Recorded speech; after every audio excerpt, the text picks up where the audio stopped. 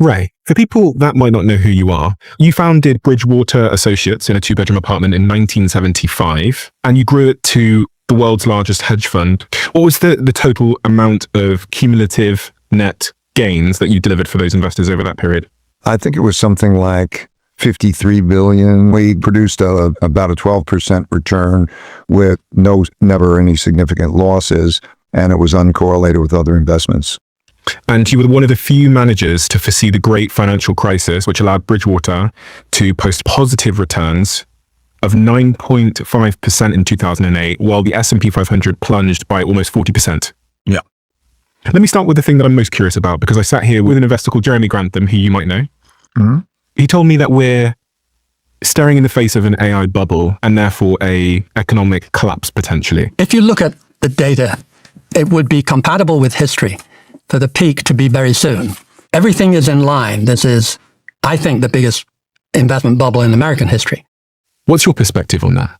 He's right. I don't want to jump to conclusions as much as I want to explain reasonings that lead up to conclusions. I'm at a stage in my life that I want to help people understand cause-effect relationships. What they call a bubble is when the price goes up a lot and companies do very well, and then it collapses. And that has implications for the economy, that has implications for the markets, like 1929 bubble, okay, or the 2000 bubble, okay, which was the dot-com bubble. Does it impact real people as well? Because you said the economy... It did 1929 bubble bursting impact real people? Yes, the Great Depression followed. Because what happens is there's a new technology that comes along that's revolutionary. The dot-com bubble, which was 2000, all the stuff that we have, that's wonderful new technology. People get into that technology. They say, that's miraculous. I can bet on that. I'm sure it's going to be successful. And then they bet on it. And sometimes they borrow money to bet on it, and they lose sight that the price of it matters.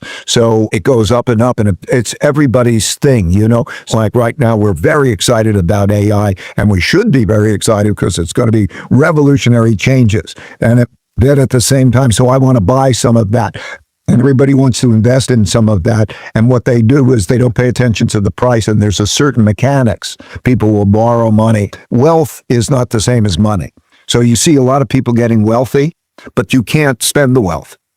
You have to sell the wealth to get money because you can only spend money, right? So what happens is when they need money for one reason or another, taxes change or interest rates go up, and so they have to pay their debt service and so on. There is a pricking of the bubble so that what happens is it falls, okay? And when that happens, people lose money. And as they start to lose money, the process works in reverse because when they made a lot of money, they have a lot of collateral, right? They can go borrow money because they're worth a lot, and that compounds on its way up. And then when it comes down the other way, it works the other way. Okay, now you got to pay your debt. And so and then you have to start to sell assets. And then there's less demand for things, right? So there's less demands because if you're losing money because you put some money in the stock market and the company and so on, you're going to spend less. And as you spend less, then somebody else's income goes down, right? You don't go to the restaurants. The economic downturns that typically follow a bubble, like the Great Depression. The late 20s was fantastic. If you talk about changes and experiencing, this was the first time there was electricity in houses. So it was the first time you would have refrigeration and you would have lighting in houses. This was the first time that you had cars popular, that you could get. First time airplanes, first time you had radio. And so everybody knew that they were going to be great in the future, and they were great in the future. But at the same time, what happens is as they buy them and stocks go up and they borrow money to buy them and so on, and the profits don't live up to the price, then that causes this other dynamic, and it produced the Great Depression. So let's say that I buy this, and this is a unit of artificial intelligence. So let's say I buy one share in one of the big AI companies right now. Because investors are so excited about AI, they value this at $100, this unit that I have here. They say it's worth $100. So my net worth is now $100. I go to the bank because I have this net worth, this paper worth $100, and I ask the bank for a 50% loan on this thing that I own. They give me $50. Now I have $50. And then something happens in the economy, which means that the investors who have invested in this, and investors generally, now need money to pay off their other debts that they have. So this could be a war, it could be some kind of event that takes place. And suddenly everybody rushes to sell their assets like this one. And so when I go to sell this, the price of it has now plummeted to say maybe $25, but I took a loan at the bank for $50. So I owe the bank $50. But now this thing that I have that was worth $100 a couple of months ago is now worth $25, and I'm $25 in the hole. So I have to quickly sell. And then with everybody selling, all the price of assets drops, people stop spending money at the restaurants, like you say, there's less money around, and then the bubble has burst and we're in this sort of declining. You got it. Okay, good. All right, fine. And it happens because it must happen. I mean, meaning in these tremendous changes, there's very little that's known. So anybody who's in the business of making AI can't be precise. They don't know exactly how much money is going to come in, right? So there's either one of two things. You either don't invest enough and then the competition runs away, or you invest a huge amount and you can't be precise, okay? And so when that dynamic happens, it's a problem. So yes, you said it very well. So I'm going to repeat one other thing to emphasize. What's quite common now is you can issue stock for, let's say you raise $50 million. And you value the company at $1 billion. Mm-hmm. Only $50 million was actually spent on that company. But now if you raise that, you're a billionaire. Mm-hmm. Okay? Because the accounting value of that, what do you own? You own stock that is valued at $1 billion. Nobody paid $1 billion or whatever it is, right? And now you own that stock. But that stock you can't spend because you can't spend wealth. Mm-hmm. In order to spend it, you have to sell some of that stock to get money. Yeah. Right. And quite often there's an interest rate rise because let's say there's a fever and there's an inflation, then the central bank wants to try to put the brakes on that a bit. Okay. What does that mean? It means people who have debt, in a sense, have to come up with more money. Because when you hold the debt, you have to come up with money to pay the debt. So and that dynamic works. Between us, we've said it clearly. Yeah. I think we understand the dynamic. So they have to exist. Now, we have another problem that's existing, okay? So we're talking about the bubble, okay? But we also have some other things that are going on that happen around the same time. A big gap between the rich and the poor, and which also means the left and the right, the politics of it, right? Just as we have now. When you have the downturn, then you have people at each other's throats. So if we take politics, what you see is that they don't have enough money. The governments don't have enough money. We have big budget deficits. Okay. Where do you get the money from in order to pay those bills? The UK has had, I think, 6 out of the last 7 years, there's been a new prime minister. And because there's not enough money for the government, and so what you start to see is people come in with their claims, but there's this, how do we get the money? And then people run who have money. They say, I don't want to be in this tax zone. That's going to be, and then they leave. And so there's a domestic political problem that is not people compromising the same way they used to compromise, right? So now you have the politics, which compounds this. And then you have a world, this is what I call the big cycle. You have a world in which also the geopolitics changes. By geopolitics, I mean country to country. Okay, there's a system under normal circumstances. When there's a more dominant power, they impose their order and that becomes more peaceful. But when you have arguments of how things should go, those arguments start to turn into conflicts, right? And so those things tend to happen together. That's why I refer to that as the big cycle, that dynamic. That is the confluence of the money, the internal conflict politically, and the external conflict, which is what we're going through. And the problem is, I think, that people don't know the cycle. So every day we go to our sources of information and you see this latest news, but they don't connect the dots in understanding that cycle. Closing off on this point of the bubbles, what is it that makes bubbles pop? So if we are in an AI bubble at the moment and it is going to pop at some point, what is they call it a black swan event? There are a few of them. There are bubbles and then the things that prick the bubbles, okay? The things that prick the bubbles, typically in the beginning, something that means that I have to sell some wealth to get money. And that's usually a rise in interest rates. It could be something like wealth taxes, something that means I'm very wealthy, but typically the tightness of money, because during that spot, there's inflation pressures and central banks decide that they want to tighten monetary policy and so on. comes that the amount of money that I can get by owning that debt at the higher interest rates is greater than the amount of money I could get on my equity investments. That's part of it. Also, what you see is a lot more production of stock. And what I mean by that, issuance of stock. Think of the supply and the demand. There's demand, right? And we've been talking about the demand that makes stocks go up, how we create this wealth. But there's also supply. So you can issue stock. It's very easy. There's almost nothing that's easier to produce than stock. So if I own a company, I can just print more equity. Yes, today you could probably go out and say, I'm going to make a company and I'm going to take it public. And you go to your audience and your crowd and you can say, I'm going to make stock.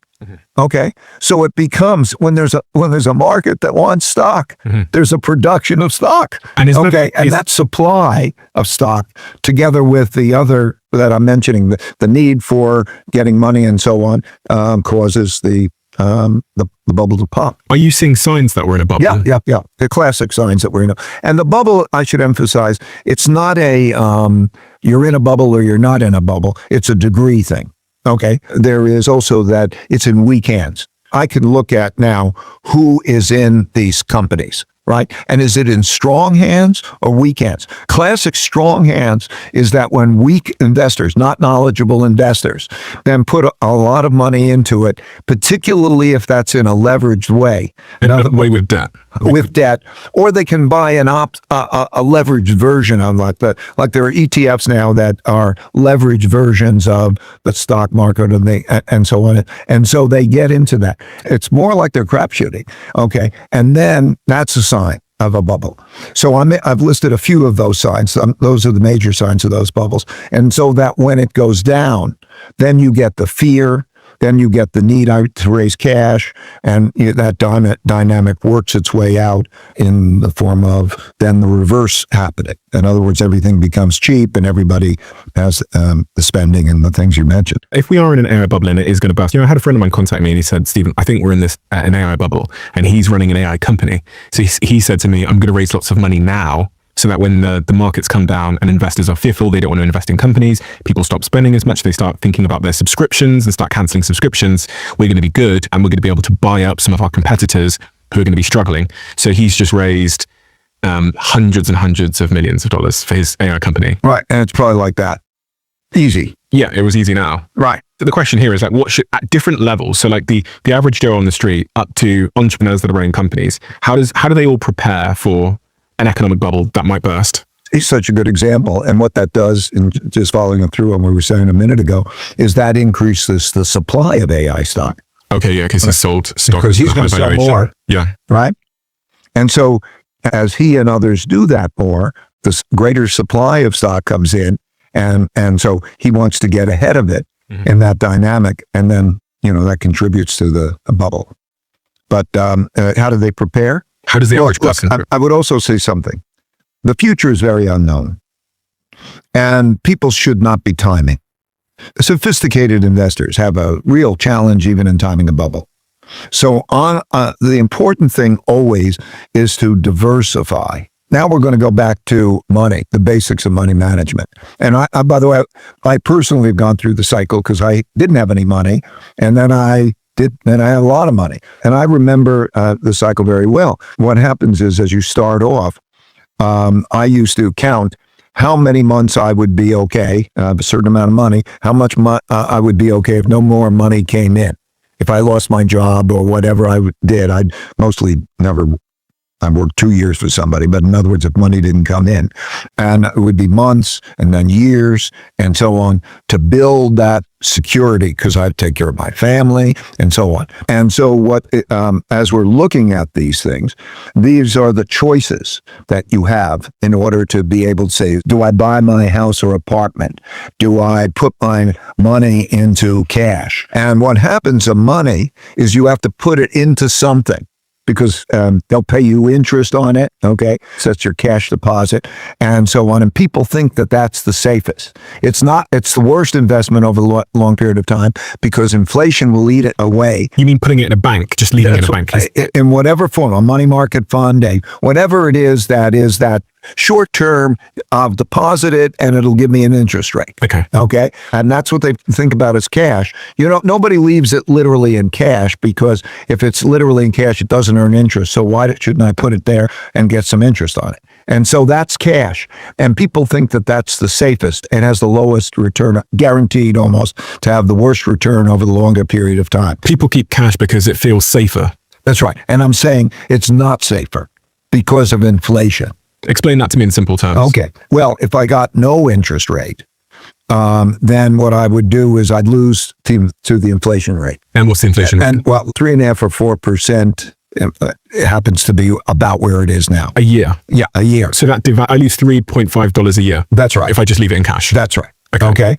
Now I'll get an interest rate on it if I put it someplace, and it'll give me maybe an interest rate that's somewhere in that vicinity, similar to that. 4%. And then I have to pay taxes on it.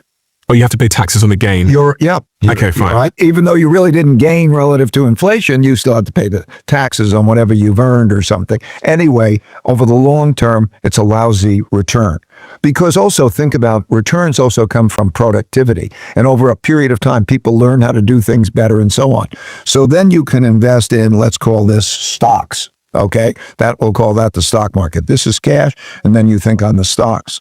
And then the stocks can go up or down, and then they have this dynamic that we're talking about that creates these big cycles and the busts. And those cycles, when they go down 60, 70%. Okay, that's what a bear market looks like. Whoo, what a dive. Okay, this is gold. That's gold. And these are bonds, and this is your house, and that's Bitcoin. Okay, so these are the choices. They each change for certain reasons. I'll digress into that in a minute. But what happens is they go like this. When gold goes up, tends to be that the bonds will go down in value, or your house, and these change in a certain way. And so the best thing to do is to have a diversified portfolio of that. When you have that rather than any one, you won't reduce your return, but you will reduce your risk. And diversified means having a little bit of each. Right, a certain amount. And you have to know how to balance them because of their volatility. This one, stocks, is more volatile than this one. And my own recommendations are, you start, first of all, with what you need. Should I buy a place, or should I use that money and I could travel more and so on? One of the advantages of the house, the apartment, and whatever, is it's your environment. Your environment is important. It produces forced savings. Sometimes that forced savings is good. It typically is taxed better. It's a better vehicle for tax over a period of time. But I'm not arguing for this alone, but I'm saying when I'm looking at this, then I think this one, gold, is very interesting, because when all of these tend to do badly, this tends to do well. Okay, so it's a very effective diversifying, because this was money, not until 1971. And it's still the second largest reserve currency. Central banks hold reserve currencies. So it has qualities that are different from this. And this has qualities like when the value of money goes down because of inflation, this... Bonds. Okay. And bonds are basically lending the government money. That's right. If you lend the money at a certain interest rate, and then inflation and interest rates rise, you're kind of locked into that interest rate. And so it has its own problems. The more important thing I would say is, you save up and you say, how many years can I live if money doesn't come in? Okay. And then you take that and you say, how could I be secure? So I don't want to put it into one thing that can go down 70%. So how do I diversify that? That's my main headline. A lot of people in the comments of our last episode, they were asking this, like, how does this apply for someone who doesn't have much money, maybe doesn't have any assets? Say they're 30 years old, they have, I don't know, $100 disposable income, and they're thinking about how to sort of secure their future. What is the advice for someone in that situation? Your only asset is yourself. And I guess what you're going to get from the government. How do you sell yourself at getting a better income, or how are you getting money from the government? Mm-hmm. you selling yourself is the main thing. This is one of the big problems now with artificial intelligence and other machines replacing people and different types of jobs. It becomes more difficult. It produces that big wealth gap while you're having more productivity. Everybody wants more productivity because it means how do you produce things more efficiently. But that's contributes to the income gap because your productivity equals your income for a large extent, and then you have the political dynamic. It's tough to get yourself out of this position that you mentioned. I'm imagining that person. Okay, it's not easy. There is this giant polarity. If you're in the top 10% of talent, let's say, the world's your oyster. But nowadays, in order to be there, okay, that's difficult. Find something that gives you the ability to sell your time for good money. Is that going to be that you're driving an Uber? Is that going to be that you have the talent and you're going to be able to understand AI and contribute that understanding to a company that values that? Or what is your skill? You found this, okay, and you found the way, okay, but you need money. Okay, and the thing that you want to do, what you're doing, and I'm lucky enough to do, is to make your work and your passion the same thing, and don't forget about the money part. Mm-hmm. Yeah, one of the things that I think I didn't realize earlier in my career is that whatever skills you have will be valued differently in different contexts or industries, should I say. So, for example, say that my skill here, and I'm not trying to flatter myself, but say my skill here is working. Having conversations, right? Let's say that's what it is. Yeah. There's lots of places I can have conversations, and those places would value my ability to have conversations wildly differently per hour. Right. So I often think this and speak to my friends about this when they tell me their skills. I say, let's look at the different industries and how they would value the skills you currently have differently. A good example, again, you could be an Uber driver or you could chauffeur Ray Dalio. Now, I imagine those two things pay wildly differently, but the same skill of driving a car, broadly speaking. I agree with all that. And so I think that's one way to just, the other way is you go ask your current boss for a promotion. But again, they're going to value you in the context of their other employees, the market in that industry, etc. So you might get 10%, but you're not going to see a step change necessarily. So that's something that I always say to people. Absolutely right. And another law of something, and I think it's almost a law of everything. It's a law if you buy almost anything, is those at the top, whatever the thing you're buying, if you're buying a painting, a piece of furniture, a piece of clothing, a person's time or whatever, command premiums that are many multiples of the average. It's almost like if you could invest 10% more of your time, your effort, your skill to go up, okay, you will get twice as much for 10% better, something like that. Okay. So that's part of the formula of life and a formula of employment. And so I think if you keep what you brought up and what I'm bringing up in mind, that helps you position yourself and know what to do.